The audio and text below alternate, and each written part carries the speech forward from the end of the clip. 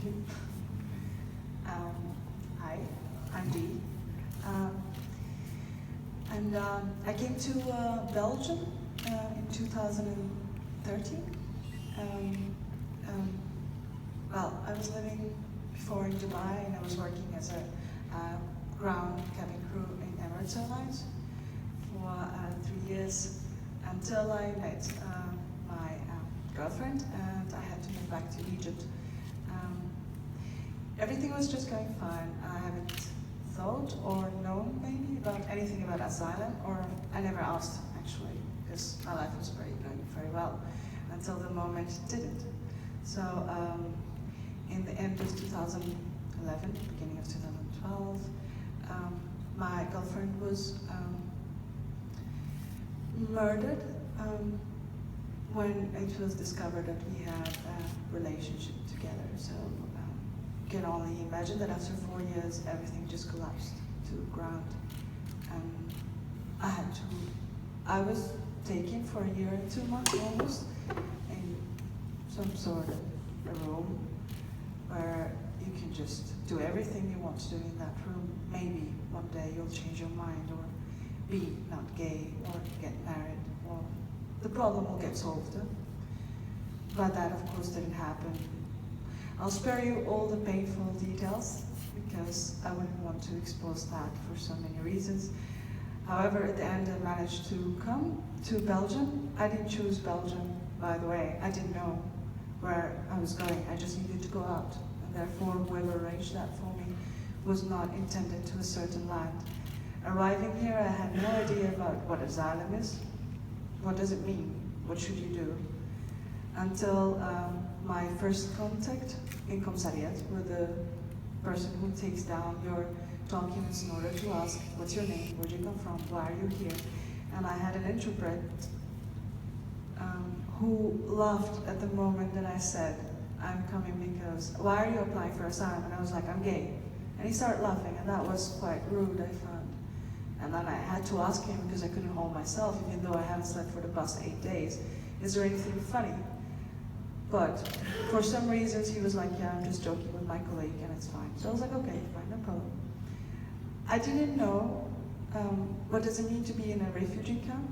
How did it feel? I had my own apartment, I had my own life, my car, things. So it was quite difficult, quite challenging with everything that I have had gone through, that I knew that I'll have to say everything that I've gone through to a complete stranger who will have to decide at the end of the interview whether I have a right not to stay or not, but to live or not. Because not staying means not living for me.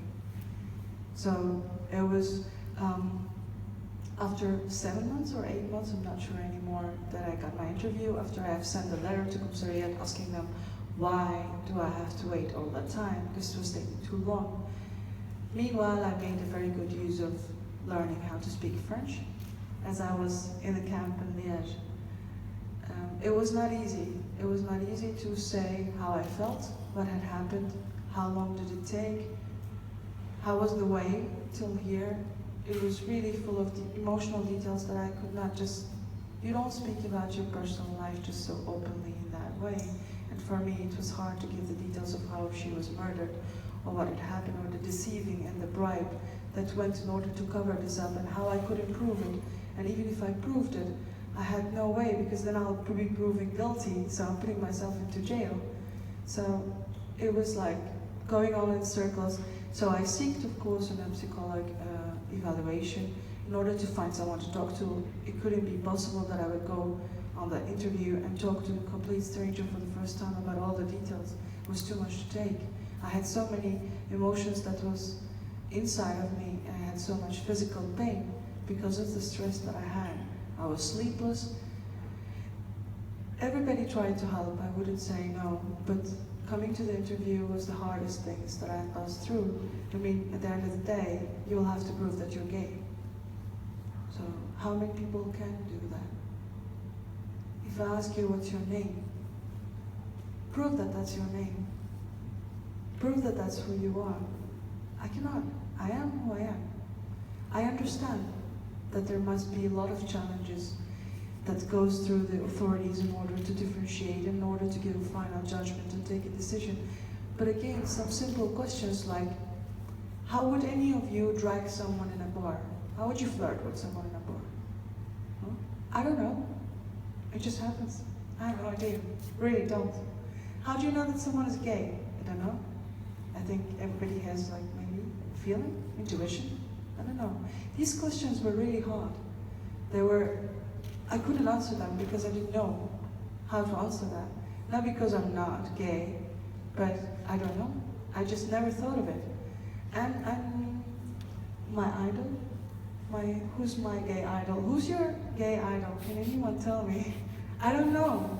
I mean, I really don't know. Maybe I don't have a gay idol. Maybe my idol is Oprah Winfrey. I don't know. It doesn't have to be gay. But yeah, this was some of the questions. Of course, the private questions were straight to the point. They were direct. They needed a specific timing, a time frame. How does it work? Do you leap? Does any fault happen during your story? Any gaps? Any things that you said twice which was not correct? Which is completely understandable. I do understand. But it's the other little things that was really stressful. And the fact that I asked for my interview to be in English when I have the right to, and I was obliged to have an interpreter who couldn't mention the word gay in Arabic, for example. I don't know why. I never judge anyone. So maybe she had a problem like pronouncing it, or maybe she had a problem psychologically saying it. I don't know. I would never know. Yeah, it was a hard year to go through after 2 years and 2 months of like all the things that had happened. But at the end of the day, I'm just hoping that there could be, I mean, I wouldn't say a better way. I don't know a better way of how to know if someone is gay or not. I don't know it personally, but yeah, maybe we can do something about that.